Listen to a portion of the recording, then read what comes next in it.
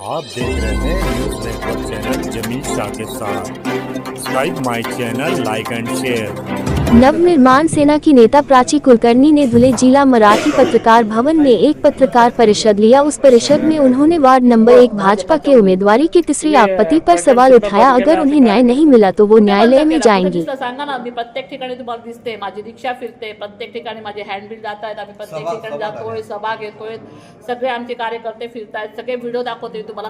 कुठल्याही कॉलनीत जा, प्राची कुलकर्णी आली नव्हती का बघा। कधी प्राची कुलकर्णी एवढी फिरली नाही, तेवढी प्राची कुलकर्णी पूर्ण प्रभाग पिंजून काढला प्राची कुलकर्णी। तुम्ही बघा, सगळीकडे जा तुम्ही, प्रत्येक ठिकाणी प्राची कुलकर्णी पोहोचलेली आहे। काही नाही, माझा एकच प्रश्न होता की सगळ्यांना असं, मी भाजपाचे उमेदवार जे आहेत ज्यांना 3 अपत्य आहेत त्यांच्यावर मी आक्षेप घेतला होता आणि तर त्याच्यावर बरेच लोकांनी असे आरोप लावले की आम्ही मॅनेज झालो वगैरे। तर असं कुठलंही काहीही झालेलं नाही, ना आम्ही मॅनेज झालो ना काही झालो। आम्ही आक्षेप आमचा होता, आमचा आक्षेप आहे, आमचा आक्षेप राहणार आहे, आम्ही कोर्टात ते लढणार आहोत।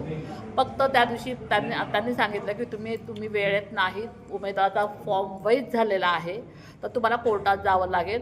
मलाच ते असं त्यांनी बाकीचे पण सगळे उमेदवार गेले होते, त्यांना पण त्यांनी तेच सांगितलं, सगळेजण लढणार आहेत आणि मी पण लढणार आहे।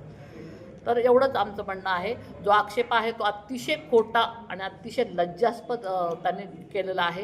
प्राची कुलकर्णीला 20 वर्ष सगळं धुळं ओळखतं, हे असे प्रकार प्राची कुलकर्णी अजिबात करत नाही। भाजपाचा उमेदवार